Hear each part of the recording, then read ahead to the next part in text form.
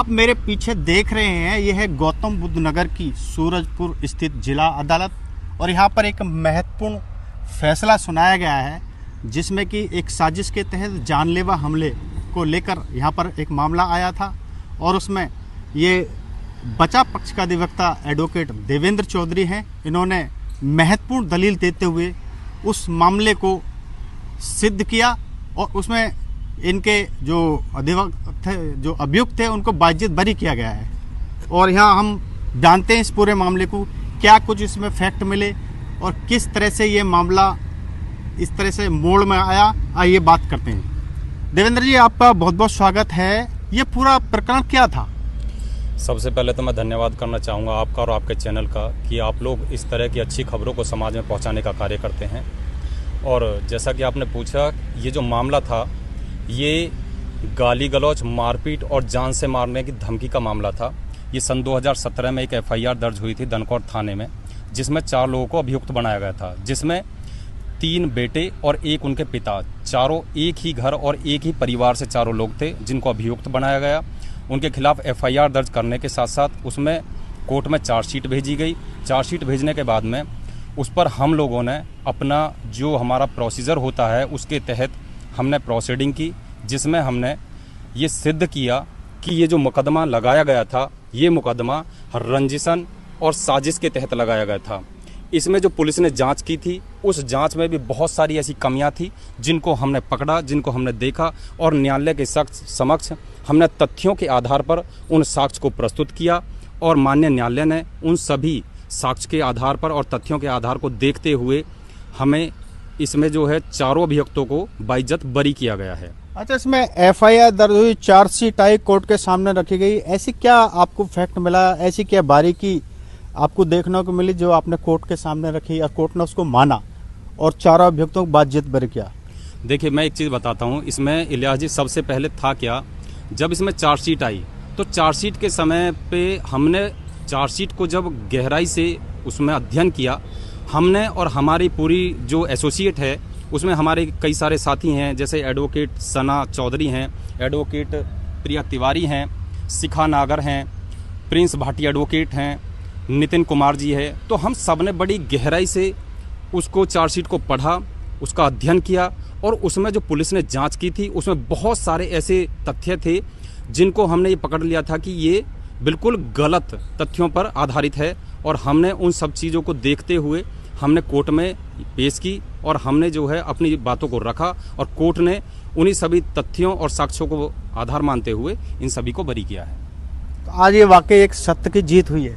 बिल्कुल, ये सत्य की जीत है। और मैं आपको एक चीज़ और बता दूं, ये जीत सिर्फ हमारे क्लाइंट की नहीं है, सिर्फ हमारी जीत नहीं है, ये हर उस व्यक्ति की जीत है जो न्यायालय में न्याय के लिए आता है और हर माह और हर सप्ताह अपने घर का कैलेंडर देखता है कि मेरी उस दिन के न्यायालय में तारीख है और मैं कोर्ट में जाऊंगा और मुझे न्याय मिलेगा। ये हर उस व्यक्ति की जीत है, ये हर उस शोषित और पीड़ित की जीत है जो ये कोर्ट में समझ करके आते हैं कि हमें न्याय मिलेगा।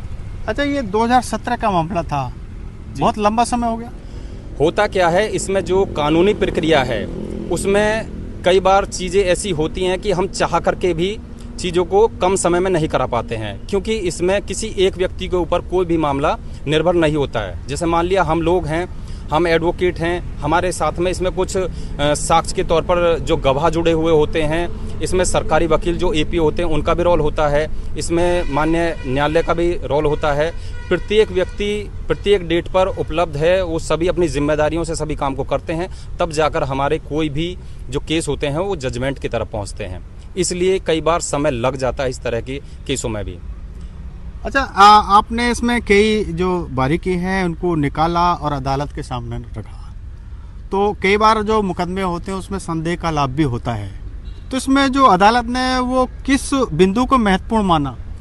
इसमें ऐसे कई बिंदु थे जिनको अदालत ने महत्वपूर्ण माना है। और मैं आपको एक चीज़ और बता दूं, इसमें हमारे लिए बहुत ज़्यादा चुनौतीपूर्ण कुछ चीज़ें रही।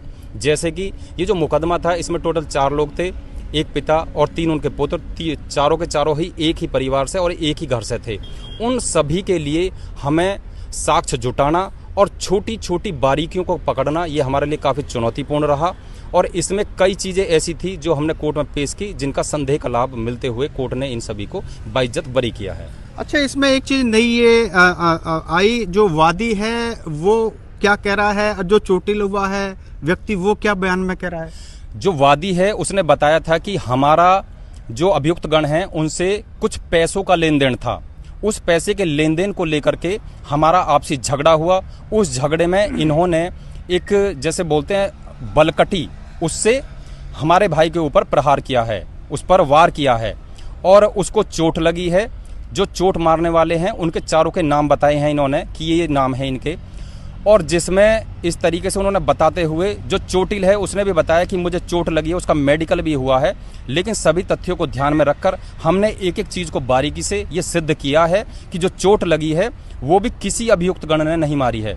हमने ये भी सिद्ध किया है कि वहाँ पर अभियुक्त गण के द्वारा कोई गाली गलौच नहीं की है, अभियुक्त गण के द्वारा कोई जान से मारने की धमकी नहीं दी गई है।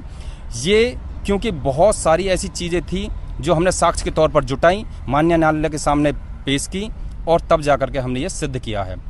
मैं एक चीज़ और बता दूं आपको, जैसा आप इस केस में देख रहे हैं, पूर्व में भी हमारे इस तरह के कई आदेश हुए हैं जो आपके चैनल के माध्यम से और अन्य प्रकाशन के माध्यम से समाज के बीच तक पहुंचाए गए हैं। होता क्या है, कई बार जो है हमारा जो स्पेशलाइजेशन है, यदि मैं अपनी योग्यता की बात करूं तो जैसे हमने अपनी एजुकेशन में बीएससी, एलएलबी, फिर उसके बाद जो मैंने मास्टर किया है वो इंदिरा गांधी यूनिवर्सिटी से क्रिमिनल जस्टिस में ही किया है। तो मैं अपने आप को स्पेशलाइजेशन में कह सकता हूं कि मैंने जो अपना फील्ड बनाया है वो क्रिमिनल फील्ड में ही है। तो ये जो हमारी एजुकेशन होती है, हमारी मेहनत होती है, वो हमें यहीं काम आती है और उस चीज़ को हमने ध्यान में रखकर पूरी मेहनत के साथ पूरी टीम ने, हमारे अधिवक्ता साथी जो हमारी एसोसिएट हैं उन सभी ने मेहनत की है और तब हम लोग जाकर के यहाँ सफलता तक पहुँचे हैं। अच्छा, इसमें जो सेक्शन था वो बेलेबल था या नॉन बेलेबल भी था? इसमें 2 सेक्शन ऐसे थे जो बेलेबल थे, एक सेक्शन ऐसा था जो नॉन बेलेबल था। और उन सेक्शन के साथ साथ क्योंकि जो 324 है वो जब किसी को चोट लगती है तो वहाँ पर लगाया जाता है और इसमें मेडिकल भी है। लेकिन महत्वपूर्ण बात ये थी, इसमें जो पुलिस जांच है और इसमें जो गवाह बनाए गए हैं जो चोटिल हैं, उनमें प्रत्येक व्यक्ति की जो गवाही थी उसमें जो साक्ष्य के तौर पर उन्होंने एविडेंस दी थी, उन सभी में ऐसी चीज़ें थी जो कि बारीकियों से पढ़ने पर पता चल रहा था कि ये सभी रंजिश और साजिश के तहत बनाया गया मुकदमा है। और जो पुलिस ने जांच की है, पुलिस ने भी जो जांच की थी वो सही नहीं की, उसमें बहुत सारी ऐसी कमियां थी जिनको हमने पकड़ा और माननीय न्यायालय के सामने पेश किया। यानी जो चार्जशीट थी वो जो रंजिश वाला था उससे कुछ अलग हटके दिखाई दे रही थी? बिल्कुल, ऐसी बहुत सारी चीज़ें थी। आप एक जगह बता रहे हैं कि आपके साथ में गाली गलौच की गई है, एक जगह आप बता रहे हैं कि आपको चोट मारी गई है, आप एक जगह बता रहे हैं कि आपके पैसे का लेन देन है, आप जगह जगह अलग अलग चीज़ें बता रहे हैं। लेकिन अगर साक्ष्य के तौर पर देखेंगे तो आप उन चीज़ों को एक दूसरे से कनेक्ट नहीं कर पा रहे हैं, आप दिखाई नहीं पा रहे हैं किसने गाली दी है, किसने चोट मारे, किसने जान से मारने की धमकी दी है। ये चीज़ें हमने कोर्ट में साबित की हैं। आप अपने बयानों में अलग अलग चीज़ें दिखा रहे हैं, अलग अलग चीज़ें बता रहे हैं और ये चीज़ें हमने कोर्ट को बताई और दिखाई और माननीय न्यायालय ने सभी अभियुक्तगण को बाइज्जत बरी किया। बहुत बहुत धन्यवाद। सत्य की जीत हुई। जी बिल्कुल, सत्य की जीत हुई है और ये हर उस व्यक्ति की जीत है जो न्यायपालिका पर अपना विश्वास रखता है और जो ये सोच करके न्यायालय में आते हैं कि हमें न्याय मिलेगा। ये हर उस व्यक्ति की जीत है। अभी हम आपके जो जूनियर अधिवक्ता इनसे बात करेंगे। आपका शुभ नाम क्या है? एडवोकेट सना चौधरी। सना चौधरी जी, आपको क्या इस मुकदमे में लगा और आपका जो इसमें आपको क्या सीखने को मिला? जैसा कि अभी सर ने बताया है कि हमेशा जो जीत होती है वो सत्य की होती है और इसमें सभी का कुछ न कुछ योगदान रहा है। इसमें जो हमारे क्लाइंट है उन्होंने हमारे ऊपर विश्वास रखते हुए और जो कोर्ट का जो प्रोसीजर है उसको समझते हुए हमारा साथ दिया, जिससे आज ये जजमेंट आया है उनके हक में। Thank you. आपका क्या नाम है? मेरा नाम एडवोकेट प्रिया तिवारी है। प्रिया जी, क्या कहना चाहेंगे आप? बहुत अच्छा ये जजमेंट आपके एसोसिएट को मिला है आप लोगों की मेहनत से, तो क्या आपको इसमें लगा, क्या सीखने को मिला? मुझे ये लगा कि ये हमारे हित में आया है जजमेंट। हमने जो सत्य के लिए लड़ाई लड़ा था वो हमने जीत लिया है और यही हम लोग को लग रहा है और सीनियर से यही हमें जो भी लर्न मिल रहा है यही हम लोग सीख रहे हैं। मतलब काफी कुछ सीखने को मिला? बहुत सारा, इसमें बहुत सारी चीज़ें हम लोग को फेस करने को भी मिला और हमने सीखा भी। काफी मेहनत भी रही पूरे एसोसिएट केस में? हाँ, सीनियर का ज़्यादा रहा और बाकी हम इनके सपोर्ट में थे।